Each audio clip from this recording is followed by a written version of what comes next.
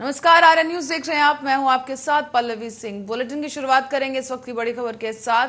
ये अहम खबर औरैया से सामने आ रही है, जहां पर तहसील स्तर के अधिकारी भूमाफिया पर मेहरबान नजर आ रहे हैं। बता दें आपको कि भूमाफियाओं पर लगाम लगाने में ये अधिकारी असफल नजर आए, जिसके चलते प्रशासन की मेहरबानी इन भूमाफियाओं पर साफ दिखाई दे रही है। बताया जा रहा है करोड़ों की सरकारी भूमि पर अवैध कब्जा किया गया था और सरकारी जमीन को ये भूमाफिया कब्जाए हुए बैठे थे। एरवा कचरा के उदयपुर मौजा का ये पूरा मामला है और ये मामला तूल पकड़ने के बाद अब राजस्व टीम मौके पर पहुंची है और इन भूमाफियाओं पर कार्रवाई की जा रही है। बड़ी खबर और यह से आपको बता रहे हैं, लगातार भूमाफियाओं के आतंक के बीच कार्रवाई की बड़ी खबर सामने आई है, जहां राजस्व की टीम मौके पर पहुंची है। बताया जा रहा था कि जो भूमाफिया हैं अधिकारियों के साथ मिली भगत से सरकारी जमीन पर अवैध कब्जा किए बैठे हैं, लेकिन अब राजस्व विभाग की जो टीम है वो मौके पर मौजूद है और भूमाफियाओं पर कार्रवाई की जा रही है।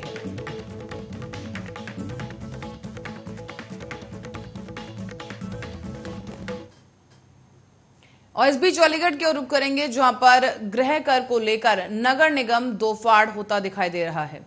नगर के मेयर के द्वारा नगर निगम के अधिकारियों पर कड़ी प्रतिक्रिया दी गई और उनके द्वारा साफ तौर पर कह दिया गया है कि अलीगढ़ नगर निगम क्षेत्र की जनता का अहित नहीं होने दिया जाएगा। आपको बता दें कि लगातार आपत्तियों के बावजूद भी नगर निगम के द्वारा गृह कर बढ़ाने की बात कही गई है। इसी को लेकर पार्षदों का दल नगर निगम के साथ दिखाई दे रहा है, तो वहीं नगर निगम विपक्षी पाले में जाता हुआ दिखाई दे रहा है। अगर नगर निगम गृह कर बढ़ा दिया जाता है तो जनता को इसका दंश झेलना पड़ेगा। दरअसल ये पूरा मामला मनमाने ढंग से गृह कर बढ़ाए जाने को लेकर शुरू हुआ, जिस पर महापौर मोहम्मद फुरकान द्वारा कड़ी आपत्ति जताई गई है। महापौर फुरकान द्वारा यह भी कहा गया है कि जो व्यक्ति समय से अपना पूरा गृह कर जमा कर चुका है तो उसका गृह कर 2017 से कई गुना में ब्याज के क्यों नहीं बढ़ाया जा रहा। बताया जा रहा है कि नगर निगम अधिनियम की धारा 213 के अंतर्गत प्रावधान है कि जब तक सुनवाई न हो जब तक निगम गृह कर लेने का अधिकारी नहीं है, क्योंकि 2017 से टैक्स लगाया गया है और 2022 में सुनवाई हो रही है।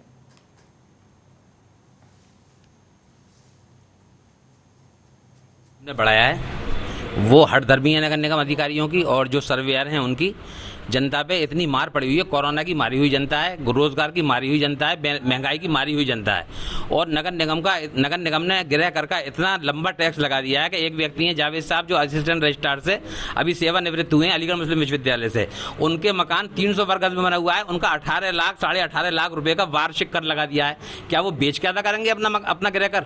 क्या करेंगे? तो ये हमें ये आपत्तियां हैं और यही मेयर साहब की हैं और हमारी जो साथी पार्षदगण बैठे हुए हैं जो माननीय कार्यकारिणी के सदस्य हैं उनकी ये आपत्ति है कि जो धारा 213 है जो नगर निगम की एक्ट है उसके अंदर ये विदित है कि जो भी जब से अगर आप 2017 से लगा रहे हैं और सुनवाई कर रहे हैं आप 2022 में, तो पहले आप सुनवाई कर लीजिए, सुनवाई के बाद टैक्स लगाइए। जो अप्रैल 2023 से लीजिए आप, हमें कोई आपत्ति नहीं है, हमारी जनता को कोई आपत्ति नहीं है, मेयर साहब को कोई आपत्ति नहीं है। जो हाउस टैक्स है वो जो लगा के भेज रहे हैं और जिस तरह से भेज रहे हैं उससे आपत्ति पूरे शहर को है।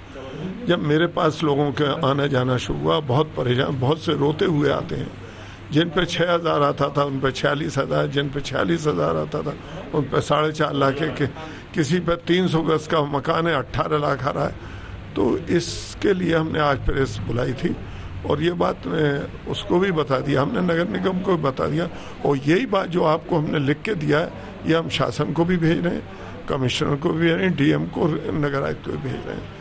इसमें पब्लिक को रिलीफ मिलनी चाहिए। हम पब्लिक के साथ हैं, नगर निगम के साथ हैं, नगर निगम की इनकम बढ़नी चाहिए, लेकिन देने वाले को ये तो पता लगे हम कैसे दे रहे हैं, कब से दे रहे हैं और क्यों दे रहे हैं। उसे यही नहीं मालूम कि इतना।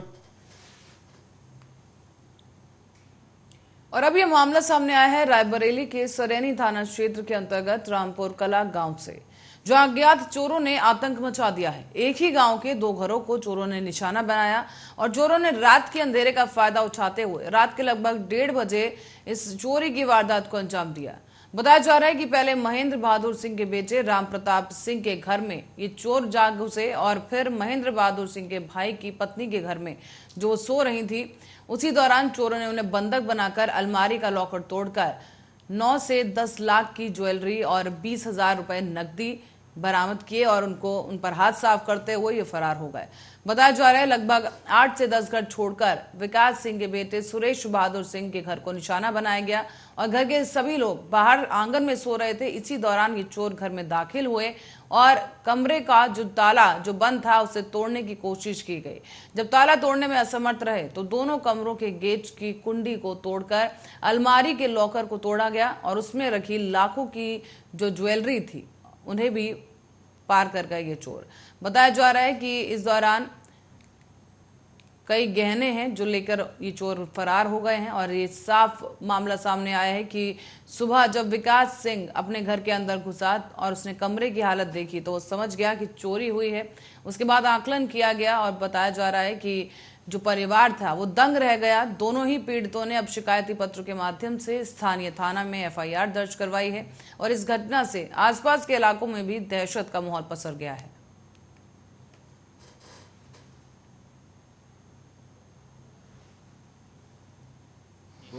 बजे लगभग 1:30-2 चोरी हुई। उसमें जो है 3 से 4 बदमाश थे और थोड़ा जोर बोलिए। 3 से 4 लोग थे और मेरे भाई की पत्नी अंदर थी, मैं बाहर लेटा हुआ था और उसको एक तरीके से बंधक बना के डंडा लेके सामने खड़े हो गए थे। उसको शंका हो गई कि ये लोग आए हैं। फ़ोन डिस्टर्ब था, लाइन इसलिए फ़ोन नहीं कर पाई और इसी दरमियान उन्होंने लगभग मतलब काफ़ी सामान, लगभग 9-10 लाख से ऊपर का सामान चोरी कर। और इस बीच रायबरेली से एक दिल दहला देने वाली खबर सामने आई है। यहां नहर पर बना एक पुल ढह गया और पुल की छत उस वक्त ढह गई जब एक बाइक सवार और एक साइकिल सवार शख्स उस पुल को पार कर रहा था। बाइक जैसे ही पुल के बीच में पहुंची तो अचानक से उसकी छत भरभरा कर गिर गई। इस बीच बाइक सवार और साइकिल सवार वाहन समेत पुल के मलबे में गिर गए और बता दें कि पुल के मलबे के साथ साथ वो नहर में जा गिरे। इस बीच ये मामला आपको बता दें कि जलमऊ थाना इलाके के बाबू के पुरवा गांव का है और यहां पर नहर कोठी के पास एक नहर में पुल बना हुआ था। बताया जा रहा है कि पास के ही गांव का रहने वाला रुपेश मौर्य जैसे ही इस पुल पर बाइक लेकर पहुंचा तो ये पुल भरभरा कर गिर गया। पुल के साथ साथ रुपेश भी उसी में समा गया। ग्रामीणों की मदद से तुरंत ही मौके पर पहुंचकर इन्हें बचा लिया गया है। बताया जा रहा है कि रुपेश ने देखा तो जख्मी हालत में रुपेश को देखा गया है और ग्रामीणों ने सूझबूझ दिखाते हुए इन्हें बचा लिया है। बताया जा रहा है कि बाइक सवार को सही सलामत देखकर वहां मौजूद हर कोई ईश्वर का चमत्कार इसे बता रहा था और ग्रामीणों ने मिलकर बाइक सवार और वाहन को किसी तरह से बाहर निकाला। तस्वीरें भी आपको दिखा दें वहां से। आप देख सकते हैं कि ये पुल है जहां पर तमाम लोग खड़े हैं और इस बीच अचानक से पुल की जो ये छत है वो गिर गई, ढह गई पानी की वजह से और इस बीच जो वाहन सवार शख्स बाइक से यहाँ पर गुजर रहा था वो गिर गया इसी के साथ। और यहाँ पर आप देख सकते हैं कि गांव वालों की मदद से बाइक को बाहर निकाला जा रहा है, साथ ही साथ बाइक सवार को भी सुरक्षित बचा लिया गया है।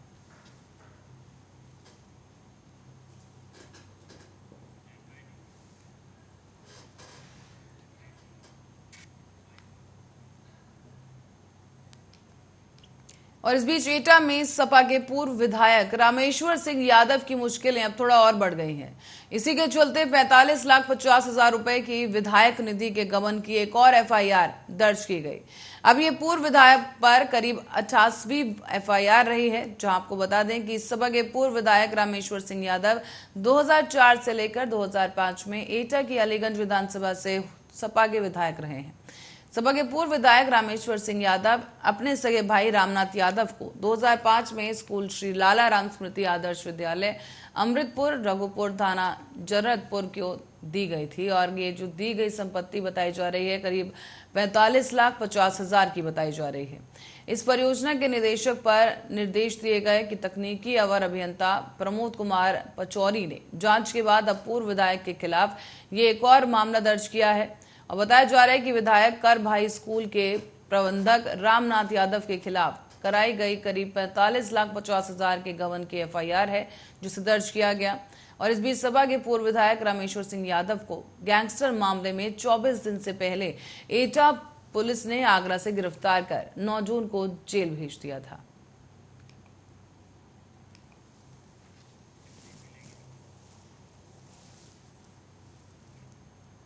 और इस बीच बढ़ते हैं अगली खबर की ओर। पुलिस अधीक्षक लखीमपुर खीरी संजीव सुमन ने निर्देश दिया है और उन्हीं के निर्देशन पर और अपर पुलिस अधीक्षक के पर्यवेक्षण में पूरे जनपद में अपराध की रोकथाम के लिए वांछित और वारंटेड अभियुक्तों की गिरफ्तारी के लिए अभियान चलाया जा रहा है और इसी अभियान के चलते भीरा पुलिस और स्वाट टीम को सफलता मिली।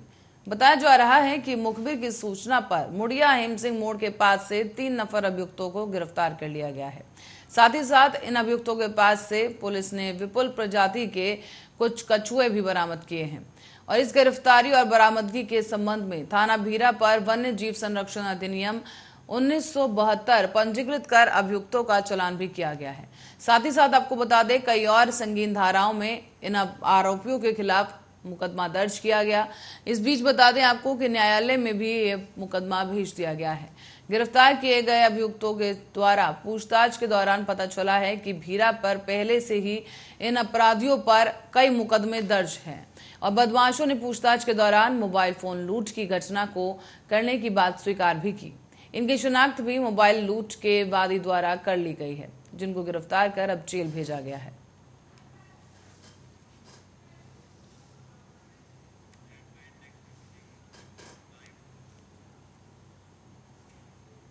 और पुलिस अधीक्षक खीरी डॉक्टर संजीव सुमन के निर्देशन और अपर पुलिस अधीक्षक के निकट पर्यवेक्षण में जनपद खीरी पुलिस द्वारा अपराध की रोकथाम और शातिर अपराधियों के खिलाफ कठोर कार्रवाई निरंतर की जा रही है। इसी क्रम में अब खीरी पुलिस द्वारा गैंगस्टर एक्ट की धारा 14(1) के अंतर्गत अपराध से अर्जित की गई संपत्ति को कुर्क कर जब्तीकरण की कार्रवाई की जा रही है। आज क्षेत्राधिकारी मोहम्मदी के नेतृत्व में थाना पसगवां, थाना मोहम्मदी और थाना हैदराबाद, मंगौलगंज और थाना गोला और राजस्व विभाग की संयुक्त टीम द्वारा यूपी गैंगस्टर एक्ट थाना पसगवां से संबंधित 6 अभियुक्तों की चल अचल संपत्ति को जब्त कर लिया गया है। इसकी कीमत करीब 68,90,200 रुपए आंकी गई और अब तक अभियुक्तों को उन पर कार्रवाई की गई है। और इस बीच महबूब खां की कुल 9,21,24,800 रुपए की संपत्ति को भी जब्त कर लिया गया है। आपको बता दें कि ये जो शातिर हैं ये कई किस्म से अपराध कर रहे थे और अपराधियों के खिलाफ इस कार्रवाई के चलते ये गाज इन पर गिरी है। आपको बता दें कि इनके खिलाफ पहले से भी कई गंभीर अपराधों में कई मामले पंजीकृत हैं।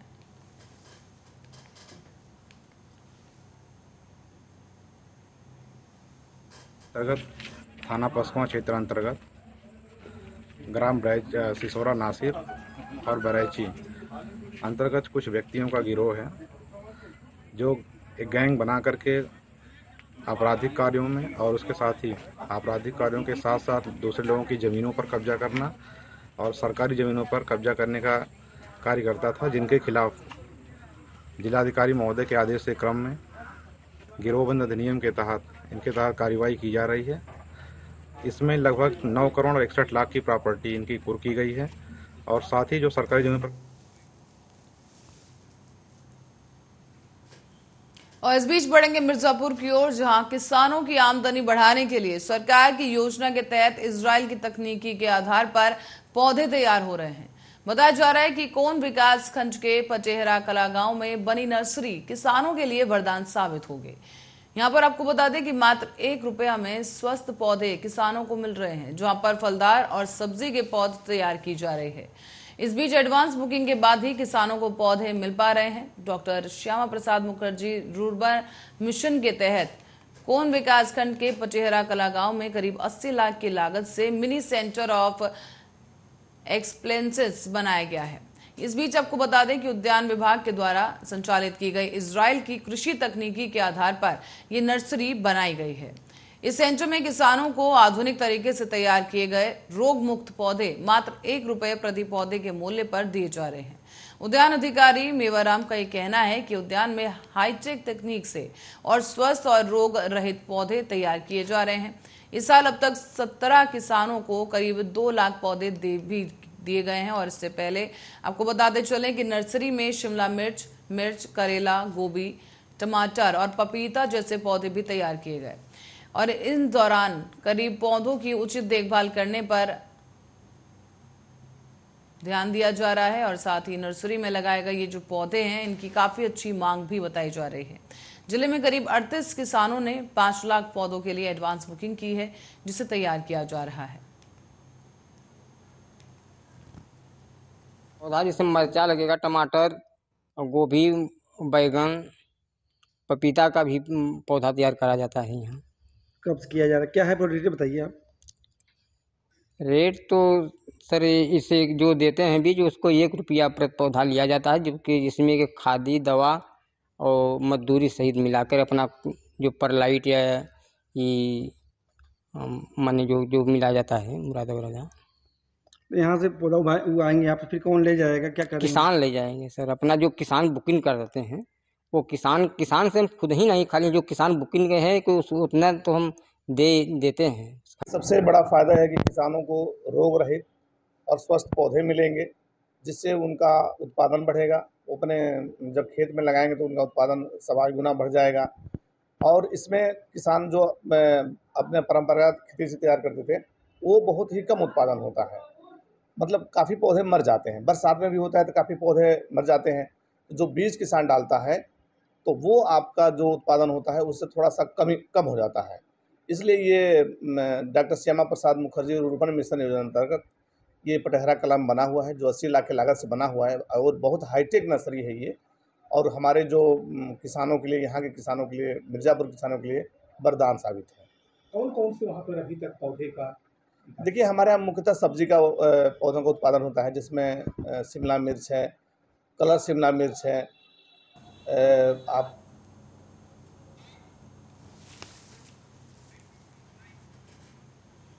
और बढ़ते हैं अगली खबर की ओर। अपर पुलिस महानिदेशक जोन प्रयागराज के द्वारा प्रयागराज के 12 साल के कैंसर पेशेंट हर्ष दुबे की मदद के लिए जिले के 3 अलग अलग वर्ग के जो लोग हैं वो सामने आए हैं। बता दें आपको कि हर्ष का हौसला बढ़ाने के लिए एडीजी प्रेम प्रकाश ने बॉडी किट देने के साथ ही हर्ष को 1 दिन का एडीजी प्रयागराज बनाया है। बताया जा रहा है कि हर्ष भी एक वरिष्ठ अधिकारी की तरह आज एडीजी ऑफिस में बैठकर पुलिस व्यवस्था को समझा और उसने कई डॉक्यूमेंट्स पर सिग्नेचर भी किए हैं। बता दें आपको कि कमला नेहरू हॉस्पिटल के डॉक्टर और पद्मश्री अवार्ड से सम्मानित किए गए डॉक्टर बी पॉल के साथ डॉक्टर राधा रानी घोष और सर्जन डॉक्टर विशाल केवलानी और समाजसेवी पंकज रिजवानी भी मौजूद रहे।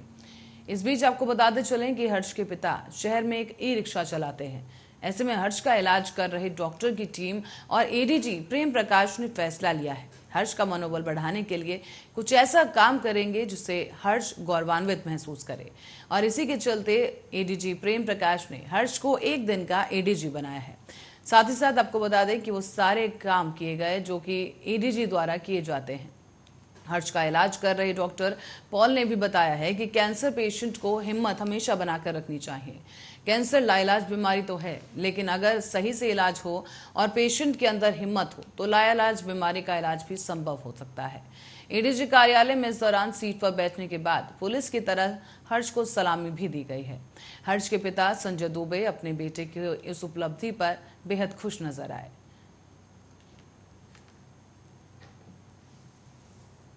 सर ने हमको जिस तरह साइन करवाया, सम्मानित किया, उसके लिए हम बहुत खुश हैं।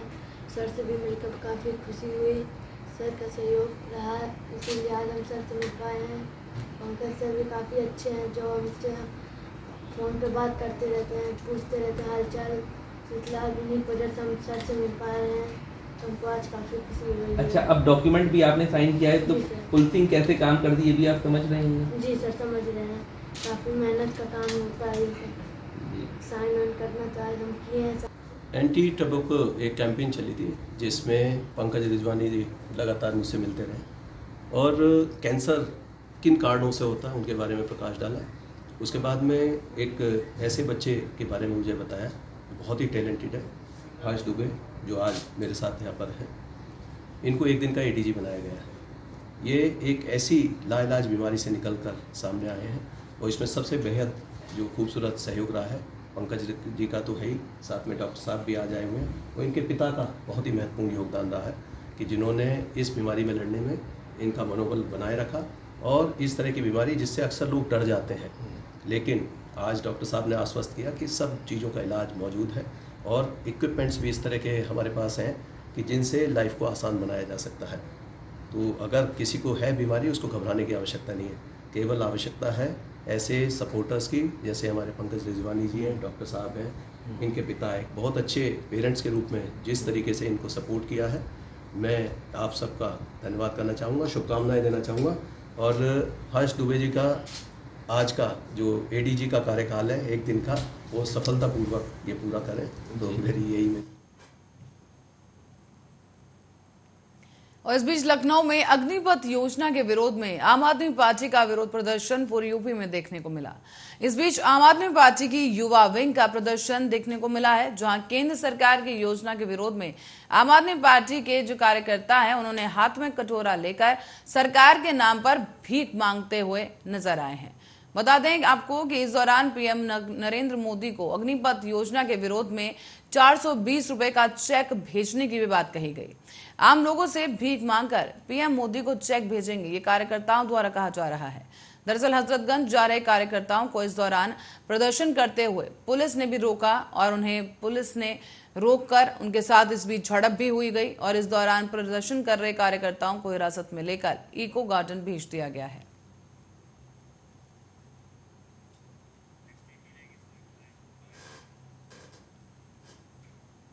और धनीपुर हवाई अड्डे से अब अगले महीने से ही उड़ान भरी जा सकेगी। करीब 19 सीटर विमान उड़ान भरेंगे और जीएम ने इस बात की जानकारी भी दी है। दरअसल ये पूरा मामला है जनपद अलीगढ़ के थाना महुआ खेड़ा क्षेत्र से अंतर्गत धनीपुर हवाई अड्डे का। यहां पर अगले महीने से धनीपुर हवाई अड्डे को हरी झंडी मिलने जा रही है और अगले महीने से 19 सीटर विमान उड़ान भरेंगे। जानकारी देते हुए जिलाधिकारी इंद्र विक्रम सिंह ने बताया है कि मुख्यमंत्री योगी आदित्यनाथ की मंशा के अनुरूप विमान प्राधिकरण अगले महीने से अलीगढ़ हवाई अड्डे से विमान यात्राएं शुरू करने जा रहा है। उन्होंने ये भी बताया है कि जल्दी ही अलीगढ़ से लखनऊ और दिल्ली के लिए विमान उड़ान भर सकेंगे। फिलहाल सरकार और विमान प्राधिकरण द्वारा यहां से 19 सीटर विमान को उड़ान भरने की अनुमति दी गई है। हालांकि ये भी कहा गया कि जल्द ही यहां से 19 सीटर विमान उड़ान भरना शुरू होंगे और खास बात ये रही कि यहां से अब आसपास के जिलों के लोगों को दिल्ली और लखनऊ के लिए ट्रेन की कीमत में हवाई सफर करने की सुविधा मिल सकेगी।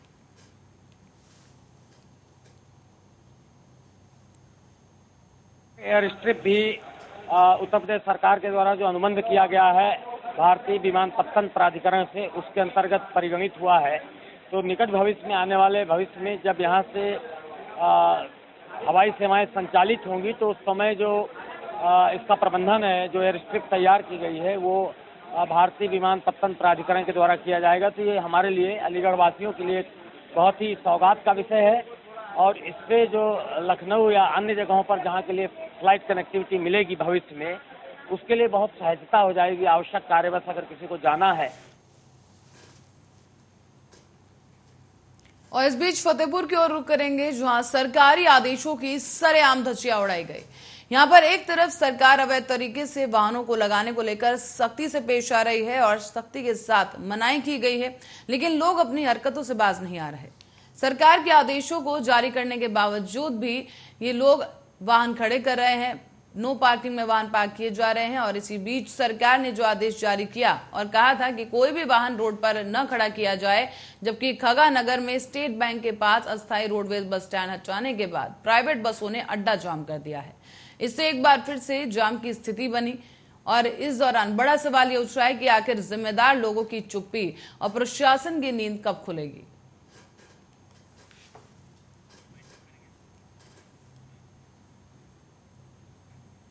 और इसी खबर के साथ ही बुलेटिन में फिलहाल के लिए इतना ही। आप बने रहे हमारे साथ, देखते रहे आर्या न्यूज।